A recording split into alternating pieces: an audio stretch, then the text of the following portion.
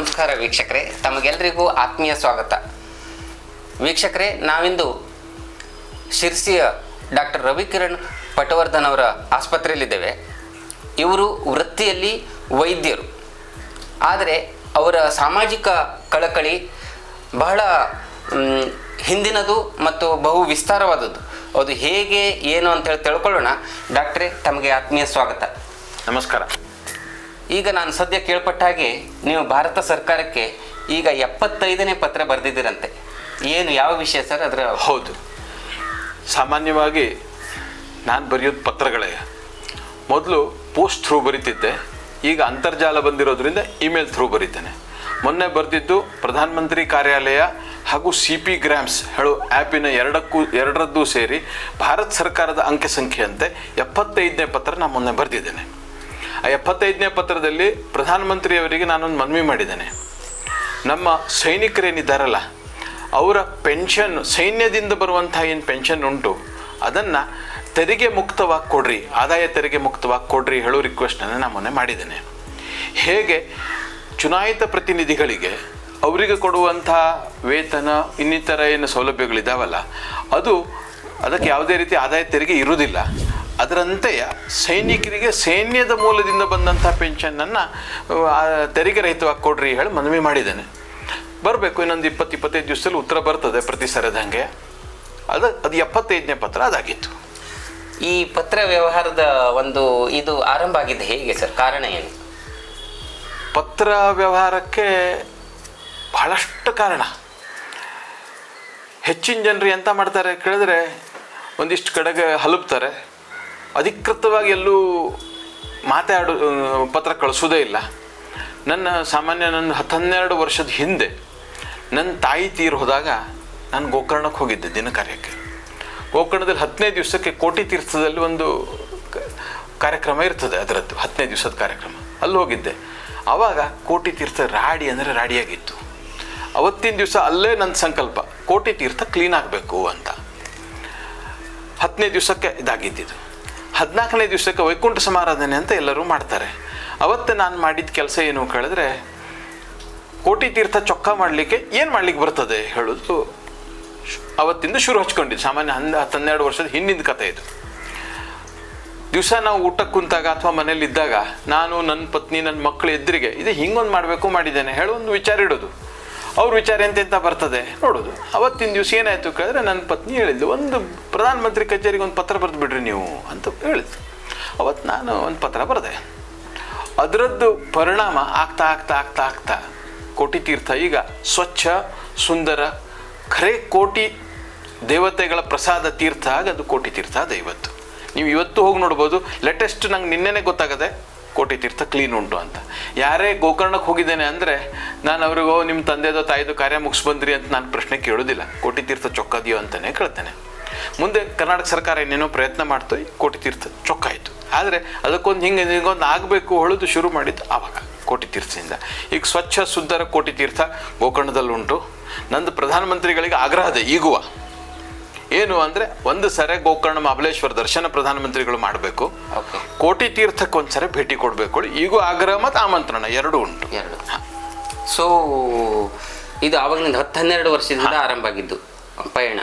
ಈಗ ಇಲ್ಲಿವರೆಗೆ ಎಲ್ಲೆಲ್ಲಿಗೆ ಅಂದರೆ ರಾಜ್ಯ ಸರ್ಕಾರಕ್ಕೆ, ಕೇಂದ್ರ ಸರ್ಕಾರಕ್ಕೆ ಎಲ್ಲೆಲ್ಲಿಗೆ ಆಲ್ರೆಡಿ ಪತ್ರವನ್ನು ಬರೆದಿದ್ದೀರಿ ಮತ್ತು ಅದರ ಫಲಶ್ರುತಿ ಏನೇನಾಗಿದ್ದು ಪ್ರಮುಖವಾಗಿ? ಈಗ ನಾನು ಪತ್ರ ಬರೀತೇನೆ ಅನ್ನೋಕ್ಕಿಂತ ಒಂದೇನೋ ಒಂದು ನಂಗೆ ಕಾಣ್ತಪ್ಪ, ಅದನ್ನು ಕರೆಕ್ಟ್ ಎಲ್ಲಿ ಹೋಗಿ ತಲುಪಬೇಕಲ್ಲ ಅಲ್ಲಿ ಹೋಗೋ ಹಂಗೆ ನಾನು ವ್ಯವಸ್ಥೆ ಮಾಡ್ತೇನೆ ಸಾಮಾನ್ಯದಲ್ಲಿ. ಕರೆಕ್ಟ್ ಎಲ್ಲಿ ಅಂದರೆ, ಸಾಮಾನ್ಯ ನಂದು ಅಗದಿ ಚಾಯ್ಸೆಸ್ಟ್ ಬರೆಯುವಂಥ ಸ್ಥಳ ಅಂದರೆ CP ಗ್ರಾಮ್ಸ್ ಅಂತ ಒಂದು ಆ್ಯಪ್ ಇದೆ.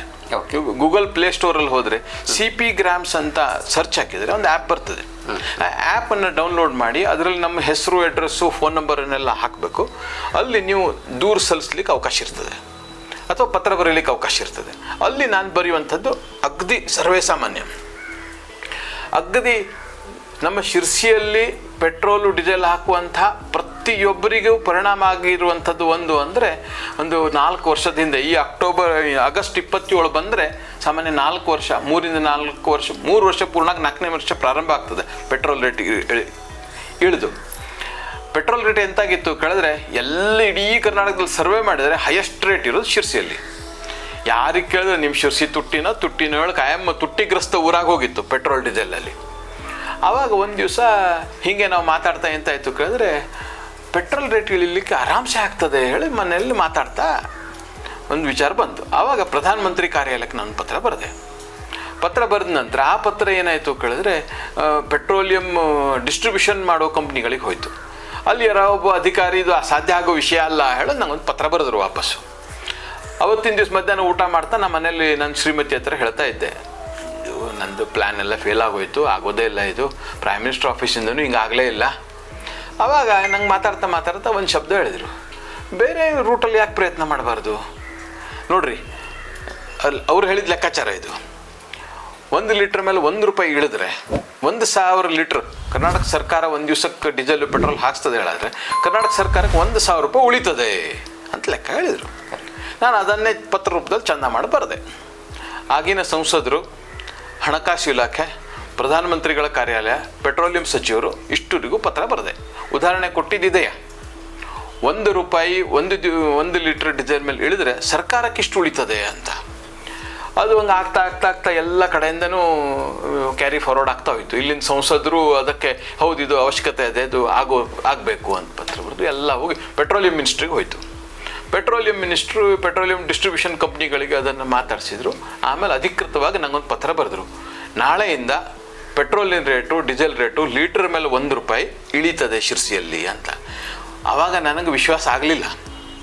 ಮರುದಿವಸ ಬೆಳಿಗ್ಗೆ ಶಿರ್ಸಿ ಡೆವಲಪ್ಮೆಂಟ್ ಸೊಸೈಟಿ ಪೆಟ್ರೋಲ್ ಬಂಕ್ನವ್ರಿಗೆ ಫೋನ್ ಮಾಡಿದೆ, ಹಿಂಗೆ ನಂಗೊಂದು ಪತ್ರ ಬಂದಿದೆ, ಎಂತಾಯಿತು? ಇಲ್ಲ ಡಾಕ್ಟ್ರೆ 1 ರೂಪಾಯಿ ಇಳಿದದೆ ಇವತ್ತಿಂದ ಅಂತ ಹೇಳಿದರು. ಅದರದ್ದು ಅಮೌಂಟು ಅಂದಾಜು ಎಷ್ಟಾಗ್ತದೆ ಅಂದರೆ 3 ವರ್ಷದಲ್ಲಿ 10 ಕೋಟಿ ರೂಪಾಯಿ ಆಗ್ತದೆ. 1 ಲೀಟ್ರ್ ಡೀಸೆಲ್ ಪೆಟ್ರೋಲಿನ ರೇಟ್ ಇಳಿದಿದ್ದು ನೋಡಿರಿ. ಇನ್ನೂ ನನಗೆ ಆಸೆ ಇದೆ, ಇನ್ನೂ 1 ರೂಪಾಯಿ ಇಳಿಸ್ಬೋದು ಅಂತ. ಅಲ್ಲ, ಈಗ ಇದು ಇಳಿಸಿದ್ದು ತೆರಿಗೆಯೋ ಅಥವಾ ಅಲ್ಲ, ಲಾಭ ತೆರಿಗೆ ಏನೂ ಅಲ್ಲ. ಇದು ಸ್ಪಷ್ಟವಾಗಿ ಪೆಟ್ರೋಲ್ ಎಲ್ಲಿಂದ ಸಪ್ಲೈ ಆಗ್ತದೆ ಶಿರ್ಸಿಗೆ ಮತ್ತೆ ಚಾರ್ಜ್ ಎಲ್ಲಿಂದ ರೇಟ್ ಮಾಡ್ತಾರೆ ಹೇಳೋ ಆಧಾರದ ಮೇಲೆ ಇಳಿದಿದ್ದದು. ಮೊದಲು ಮಂಗಳೂರಿಂದ ಸಪ್ಲೈ ಆಗ್ತಿತ್ತು. Mangaluru Sirsi 270 kilometre, Sirsi Hubballi 100 kilometre. ಹೋಗಿ ಬಂದು ಟ್ಯಾಂಕರ್ ಒಂದು ಹೋಗಿ ಬರ್ಲಿಕ್ಕೆ 200 ಕಿಲೋಮೀಟರ್ ರನ್ ಆಗಬೇಕು. ಅಲ್ಲಾದ್ರೆ ಹಂಗಲ್ಲ, 540 ಕಿಲೋಮೀಟರ್ ರನ್ ಆಗಬೇಕು. ಟ್ರಾನ್ಸ್ಪೋರ್ಟೇಷನ್ ಕಾಸ್ಟ್ ಉಳಿತದೆ, ಅದರಿಂದಾಗಿ ಇಳಿತು. ಆದರೆ ನಂದು ಇನ್ನೂ ಆಸೆ ಇದೆ, 1 ರೂಪಾಯಿ ಇಳಿತದೆ ಶಿರ್ಸಿಯಲ್ಲಿ ಹೇಳಿ. ಯಾಕೆ ಇಳಿತದೆ ಅಂದರೆ ಪೆಟ್ರೋಲಿಯಂ ಮಾರ್ಕೆಟಿಂಗ್ ಕಂಪ್ನಿಯವರು ಅವರ ಡಿಸ್ಟ್ರಿಬ್ಯೂಷನ್ ಸಿಸ್ಟಮನ್ನು ಟೋಟಲ್ದಲ್ಲಿ ವಾಸ್ತವಿಕ ಆಧಾರಿತವಾಗಿ ಮಾಡಬೇಕು, ತಾರ್ಕಿಕವಾಗಿ ಮಾಡಬೇಕು. ಈಗೇನು ಮಾಡಿದಾರಲ್ಲ ಅದಲ್ಲ, ತಾರ್ಕಿಕವಾಗಿ ಮಾಡಿದರೆ ಬದಲಾಗ್ತದೆ ಹೇಳಿ ನನಗೊಂದು ಅಂದಾಜದ. ಈಗ ಅದೇ ರೀತಿ ಈಗ ಮತ್ತೆ ಯಾವ್ಯಾವ ಅಂಶ ನಿಮ್ಮ ಗಮನದಲ್ಲಿದೆ ಪ್ರಮುಖವಾಗಿ, ಅಥವಾ ಈಗ ನಡೀತಾ ಇರೋದು ಯಾವುದು? ಈಗ ಯಾವ್ಯಾವ್ದು ಇಲಾಖೆ ಈಗ ಅಗದಿ ಫ್ರೆಶ್ ಅಂದರೆ ನೀವು ಬಂದು ಕೂಡಲೇ ನನ್ನ ಲ್ಯಾಂಡ್ಲೈನ್ ರಿಂಗ್ ಆಗಿದ್ದು ಕೇಳಿದ್ರಿ. ಹೌದಾ? ನಂದು ಲ್ಯಾಂಡ್ಲೈನ್ ಇದು BSNL ನವ್ರ ಲ್ಯಾಂಡ್ಲೈನು, FTTH ಅಲ್ಲ, ಸ್ಪಷ್ಟ. FTTH ಹಳೆಯ ಲ್ಯಾಂಡ್ಲೈನ್, ವಯರ್ಡ್ ಕೇಬಲ್ ಇರುವಂತಹ ಲ್ಯಾಂಡ್ಲೈನ್. ಬಹುಶಃ ಶಿರ್ಸಿಲ್ ನಿಮ್ದೊಂದೇನೆ ಈ ಲ್ಯಾಂಡ್ಲೈನ್ ಏನೇನು ಅದು ಪ್ರತಿ ಸರಿ ಹಾಳಾಗ್ತಿತ್ತು, ಪ್ರತಿ ಸರಿ ಬಂದಾಗ್ತಿತ್ತು. BSNLನವ್ರಿಗೆ 2 ಸರಿ ಪತ್ರ ಬರೆದೆ. ಒಂದು ಸರಿ ಪ್ರಧಾನಮಂತ್ರಿ ಕಾರ್ಯಾಲಯಕ್ಕೆ ಬರೆದೆ, ಇನ್ನೊಂದು ಸರಿ ಮತ್ತೆ BSNLನವ್ರಿಗೆ ಬರೆದೆ, ಮತ್ತೆ ಹಾಳಾಯಿತು. ಪ್ರಧಾನಮಂತ್ರಿಗಳ ಕಾರ್ಯಾಲಯಕ್ಕೆ ಪತ್ರ ಬರೆದ ನಂತರ ಪತ್ರ ಬರೆದು 33 ಗಂಟೆ ಒಳಗೆ ನನ್ನ ಫೋನ್ ರಿಂಗ್ ಆಯಿತು. Correct 33rd hour phone ring ಆಗದೆ. ಆಮೇಲೆ ಮತ್ತೆ ಹಾಳಾಯಿತು. ಮತ್ತೆ ಹಾಳಾದ ನಂತರ ಒಂದು ಪ್ರಧಾನಮಂತ್ರಿಗಳಿಗೆ ನಾನು ಲ್ಯಾಂಡ್ಲೈನ್ ರಿಪೇರಿ ಮಾಡಿಸ್ಕೊಟ್ರಿ ಹೇಳಿ ಪತ್ರ ಬರೆದ್ರೆ ಸರಿಯಲ್ಲ ಹೇಳಿ ಕಾಣ್ತು. ನನಗೆ ಕಾಣೋವರೆಗೆ ನಾನೆಂತ ಮಾಡಿದೆ ಕೇಳಿದ್ರೆ ಕೇಂದ್ರೀಯ ಸತರ್ಕತಾ ಆಯೋಗ ಹೇಳದೆ ಒಂದು, ಸೆಂಟ್ರಲ್ ವಿಜಿಲೆನ್ಸ್ ಕಮಿಷನ್ ಅಂತ ಅದೇ. ಸೆಂಟ್ರಲ್ ವಿಜಿಲೆನ್ಸ್ ಕಮಿಷನ್ನವರಿಗೆ ಒಂದು ಪತ್ರ ಬರೆದೆ, ನನ್ನ ಫೋನ್ ಹಾಳಾಗದೆ, 2 ತಿಂಗಳಾಯಿತು, ಮುಂದಿನ 6 ತಿಂಗಳದ್ದು ಬಾಡಿಗೆ ನಾನು ತುಂಬಿಟ್ಟಿದ್ದೇನೆ, ರಿಪೇರಿ ಮಾಡಿಕೊಡ್ತಾ ಇಲ್ಲ ಅಂತ ಪತ್ರ ಬರೆದೆ. ಬರೆದು 8 ದಿವಸದಲ್ಲಿ ನನ್ನ ಫೋನ್ ರಿಂಗ್ ಆಗ್ಲಿಕ್ಕೆ ಚಲೋ ಆಯಿತು. ನೀವೇನು ರಿಂಗ್ ಕೇಳಿದ್ರಲ್ಲ, ಅದು ಅಷ್ಟು ವ್ಯಾಲ್ಯೂಡ್ ರಿಂಗ್ ಅದು. ಅಷ್ಟು ಪ್ರಯತ್ನ ಇದೆ ಅದ್ರ ಹಿಂದ್ಗಡೆ. ಪ್ರಯತ್ನ ಇದೆ ಅನ್ನೋಕ್ಕಿಂತ ಇದಕ್ಕೆ ಮುಖ್ಯ ಕಾರಣ ಒಬ್ಬ ಹಿರಿಯ ನಾಗರಿಕ ಮಹಿಳೆ ಗೋವಾದಿಂದ ಫೋನ್ ಮಾಡಿ ನಿಮ್ಮ ಫೋನಿಗೆ ಎಷ್ಟು ಫೋನ್ ಮಾಡ್ತೇವ್ರಿ ಆಗೋದೇ ಇಲ್ಲ ಹೇಳಿ ಒಂದು ದಿವಸ ತಕರಾರು ಮಾಡಿದ್ಲು. ಅದರ ನಂತರ ಇದು ಅಸಾಧ್ಯ ಆಗಿತ್ತು. ಈಗ ಈ ರೀತಿಯ ಯಾವುದೇ ಒಂದು ಅನ್ಯಾಯ ಅಥವಾ ಸೌಲಭ್ಯ ಸರಿಯಾಗದೇ ಇರುವುದು, ಇಂತಹ ಪರಿಸ್ಥಿತಿಯಲ್ಲಿ ಸಾರ್ವಜನಿಕರು ಯಾವ ರೀತಿಯ ಒಂದು ಪತ್ರ ವ್ಯವಹಾರ ಕಮ್ಯುನಿಕೇಶನ್ ಮಾಡಬೇಕು, ಅಥವಾ ಅವ್ರು ಈಗ ತಪ್ಪೇನು ನಿಮ್ಮ ಪ್ರಕಾರ? ಈಗ ಒಂದು ಉದಾಹರಣೆ ಹೇಳ್ತೇನೆ ನೋಡಿ. ಮೊನ್ನೆದು ಅನ್ಯಾಯ ಅಲ್ಲ, ಅದು ಬೆಂಗಳೂರಲ್ಲೋ ದಿಲ್ಲಿಯಲ್ಲೋ ಉಳಿದವರಿಗೆ ಇಲ್ಲಿ ಪರಿಸ್ಥಿತಿ ಗೊತ್ತಿರೋದಿಲ್ಲ. ಇಲ್ಲಿ ಲಾಜಿಕ್ ಅದು ಗೊತ್ತಿರೋದಿಲ್ಲ. ಒಂದು ಕಾರಣ ಆಗಿರ್ಬೋದು. ಅದೇ ಮುಖ್ಯ ಕಾರಣ. ಇದು ತಕರಾರು ಅನ್ಯಾಯ ಅಲ್ಲ, Okay. ಲಾಜಿಕ್ ಗೊತ್ತಿರೋದಿಲ್ಲ. ಒಂದು ಉದಾಹರಣೆಗೆ ನೋಡ್ರಿ, ಈ ಶಾಲಾ ಕ್ರೀಡಾಕೂಟಗಳು ಏನು ಪ್ರತಿ ವರ್ಷ ಏನಾಗ್ತವೆ, ದಸರಾ ಕ್ರೀಡಾಕೂಟದ ಹೊತ್ತಿಗೆ ಎಂಡ್ ಆಗ್ತದೆ ಅದು ಸಾಮಾನ್ಯ. ಅದು ಜುಲೈ 1ರಿಂದ ಸ್ಟಾರ್ಟ್ ಆಗ್ತಾ ಇತ್ತು ಎಷ್ಟೋ ವರ್ಷದಿಂದ. ಕರೆಕ್ಟ್. ಮಳೆಗಾಲದಲ್ಲಿ ಪ್ರಾಕ್ಟೀಸ್ ಮಾಡೋತ್ತಿಗೆ ಹುಡುಗರು ಬೀಳೋದು, ತಲೆ ತಾಕ್ಸ್ಕೊಳ್ಳೋದು, ಕೈ ಮುರ್ಕೊಳ್ಳೋದು, ಥಂಡಿ ಕೆಮ್ಮು ಜ್ವರ ಆಗ್ತದೆ ಹೇಳೋದು ಅಗದಿ ಸಹಜವಾಗಿತ್ತು. ಕರೆಕ್ಟ್. ನಾನು ಇದನ್ನೇ ಈಗ ನಾನು ನಿಮ್ಗೆ ಏನು ಹೇಳಿದ್ನಲ್ಲ ಅದನ್ನೇ ಚಂದ ಮಾಡೋ ಪತ್ರ ರೂಪದಲ್ಲಿ ಬರೆದು ಹಾಕಿದೆ. ಓಕೆ. ಹಾಕಿದ ನಂತರ ಕರ್ನಾಟಕ ರಾಜ್ಯ ಸರ್ಕಾರ ಇವ್ರು ಹೇಳೋದ್ರಲ್ಲಿ ತರ್ಕ ಇದೆ ಹೇಳೋದನ್ನ ಮಾನ್ಯ ಮಾಡಿ ಜುಲೈ 1ರಿಂದ ಆಗುವಂತ ಕ್ರೀಡಾಕೂಟಗಳನ್ನ ಪ್ರಾರಂಭೋತ್ಸವವನ್ನ ಆಗಸ್ಟ್ 1ರಿಂದ ಮಾಡಿದ್ರು. ಅಷ್ಟು ಮಳೆ ಅವಾಗ ಕಡಿಮೆ ಆಗಿರ್ತದೆ, ಬೀಳೋ ಸಾಧ್ಯತೆ ಅಷ್ಟು ಕಡಿಮೆ ಆಗ್ತದೆ. ಇಲ್ಲಿ ವಿಷಯ ಏನು ಕೇಳಿದ್ರೆ ಕರೆಕ್ಟ್ ಬರೆಯುವಂತಹ ಸಂದರ್ಭದಲ್ಲಿ ಚಂದ ಮಾಡಿ ಬರಿಬೇಕು. ಒಂದೇದು ಬೈಗಳ ಹಾಕಿ ಬರಿಬಾರ್ದು.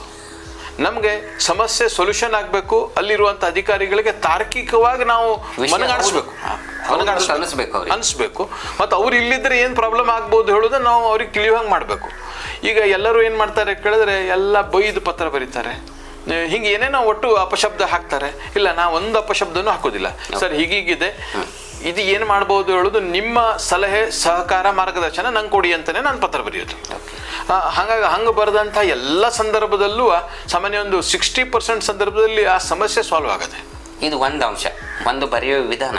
ಎರಡನೇ ಪ್ರಶ್ನೆ ಯಾರಿಗೆ ಬರೆಯುವುದು ಅನ್ನೋದು. ಹೌದು, ನಾ ಈಗ ನಿಮ್ಗೆ ಅವಾಗ ಏನು ಹೇಳಿದ್ನಲ್ಲ, ಒಂದು 2 ಆ್ಯಪ್ ಇದ್ದಾವೆ. ಒಂದು ಕೇಂದ್ರ ಸರ್ಕಾರದ್ದು, ಒಂದು ರಾಜ್ಯ ಸರ್ಕಾರದ್ದು. ಒಂದು CP ಗ್ರಾಮ್ಸ್ ಹೇಳುವಂಥದ್ದು app central government department of ಪರ್ಸನಲ್ದಿಂದ ಅದನ್ನು ಇದು ಮುತುವರ್ಜಿಯಲ್ಲಿ ಇರ್ತದೆ. ಮತ್ತೊಂದು ಜನಸ್ಪಂದನೆ ಅಂತ ಕರ್ನಾಟಕ ಸರ್ಕಾರದ ಒಂದು ಆ್ಯಪ್ ಇದೆ. ಈ 2 ಆ್ಯಪ್ಗಳಲ್ಲೂ ನಾವು ಒಂದು ಮನವಿ ರೂಪದಲ್ಲಿ ಚಂದ ಮಾಡಿ ಬರೆದ್ರೆ, ವಿಷಯ ಮನವರಿಕೆ ಆಗುವ ರೀತಿಯಲ್ಲಿ ಬರೆದ್ರೆ ಇಲ್ಲಿವರೆಗಿನ ಹೆಚ್ಚಿನ ಎಲ್ಲ ವಿಷಯಗಳು ಕೆಲಸ ಆಗಿದ್ದಾವೆ. ಎಲ್ಲೋ ಒಂದೆರಡು ನಾನು ಮನವರಿಕೆ ಮಾಡಿಕೊಡೋದ್ರಲ್ಲಿ ನನ್ನ ತಪ್ಪು ಬಿಟ್ಟರೆ ಅಧಿಕಾರಿಗಳ ತಪ್ಪಲ್ಲ. ಅಲ್ಲಿ ನಾ ಮನವರಿಕೆ ಮಾಡ್ಕೊಳ್ಳೋ ಸ್ಟೈಲ್ ಸರಿಯಾಗಲಿಲ್ಲ ಹೇಳಿ ನನಗನ್ನಿಸ್ತದೆ ಕೆಲವು ವಿಷಯದಲ್ಲಿ. ಅಂತೂ ನಾವು ಬೈಕೊಳ್ಳೋದಕ್ಕಿಂತ ಅದನ್ನು ಯಾವ ರೀತಿಯಲ್ಲಿ ಯಾರಿಗೆ ಹೇಗೆ ಮನವರಿಕೆ ಮಾಡಬೇಕು ಅದರೊಳಗೆ ನಮ್ಮ ಒಂದು ಅದಕ್ಕೆ ಪರಿಹಾರ ಕಂಡುಕೊಳ್ಳುವ ಅವಕಾಶ ಇದೆ ಅಂತೇಳಿ.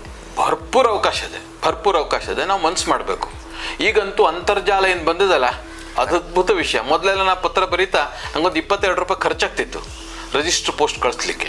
ಈಗ ಅಂತರ್ಜಾಲ ಬಂದ ನಂತರ 22 ರೂಪಾಯಿ ನಂಗೆ ಖರ್ಚು ಆಗೋದೇ ಇಲ್ಲ. ನಾ ಆನ್ಲೈನ್ದಲ್ಲೇ ಪತ್ರ ಬರೆಯೋದು 99%. ಮತ್ತು ಟೈಪಿಂಗಿಗೂ ಸಹಿತ ನಾನು ನನ್ನ ವೇಳೆ ಹಾಳು ಮಾಡೋದಿಲ್ಲ. ಈ ವಾಯ್ಸ್ ಟೈಪಿಂಗ್ ಮಾಡುವಂಥ ಎಷ್ಟೋ ಆ್ಯಪ್ಗಳಿದ್ದಾವೆ. ನೀವು ಹೇಳಿಬಿಟ್ರೆ ಟೈಪ್ ಆಗ್ತದೆ, ಚಂದವಾಗಿ ಕನ್ನಡದಲ್ಲೂ ಟೈಪ್ ಆಗ್ತದೆ, ಇಂಗ್ಲೀಷಲ್ಲೂ ಟೈಪ್ ಆಗ್ತದೆ. ಅದನ್ನೇ ನಾವು ವಾಪರಿಸ್ತೇನೆ. ಇದು ಈ ರೀತಿಯ ಒಂದು ಪರಿಹಾರ, ಯಾವುದೇ ರೀತಿಯ ಒಂದು ವಿಷಯವನ್ನು ಸಮಸ್ಯೆಯನ್ನು ಮನವರಿಕೆ ಮಾಡಿಕೊಳ್ಳಿಕ್ಕಿರುವ ಅವಕಾಶ. ಮತ್ತೊಂದು ಡಾಕ್ಟ್ರೆ, ತಾವು ನಿವೃತ್ತ ಮಾಜಿ ಸೈನಿಕರಿಗೆ ಉಚಿತವಾದ ಕನ್ಸಲ್ಟೇಷನು ಮತ್ತು ಉಚಿತವಾದಂತಹ ಒಂದು ಚಿಕಿತ್ಸೆ, ಇದೆರಡು ಸೌಲಭ್ಯವನ್ನು ನೀವು ಇಟ್ಟಿದ್ದೀರಿ.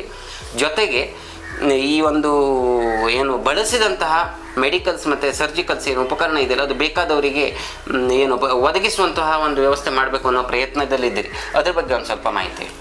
ಸೈನಿಕರು, ನಿವೃತ್ತ ಸೈನಿಕರು ಮತ್ತು ಅವರ ಅಪ್ಪ ಅಮ್ಮ, ನೀವು ಫ್ರೀ ಅಂತ ಹೇಳಿದ್ರಿ, ನಾನು ಫ್ರೀ ಶಬ್ದ ವಾಪರಿಸೋದಿಲ್ಲ. ಯಾಕಂದರೆ ಅವರ ಗೌರವಕ್ಕೆ ನಾವು ಧಕ್ಕೆ ತಂದಂಗೆ ಆಗ್ತದೆ.